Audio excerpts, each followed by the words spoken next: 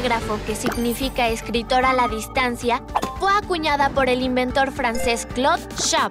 Nacido en 1763 en el seno de una familia noble que quedaría arruinada tras la Revolución Francesa. Schwab comenzó en 1792 junto a sus 4 hermanos la construcción de un sistema para la transmisión de mensajes a distancia de forma casi instantánea. El suyo fue el primer sistema de telecomunicaciones práctico de la era industrial, y Schwab se convirtió en el primer magnate de la comunicación gracias a su Internet mecánica. El éxito fue tal que pronto todas las potencias europeas instalaron copias.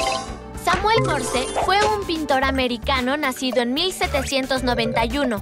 En 1825, Morse estaba en Nueva York pintando un retrato cuando un jinete le trajo un mensaje que decía: su querida esposa está convaleciente. Tanto tardó este mensaje en llegar que cuando el pintor volvió a su casa desesperado, se enteró no solo de que su mujer había fallecido, sino de que también el entierro había terminado. Morse decidió entonces dedicar su vida a la creación de un medio para acelerar las comunicaciones de larga distancia.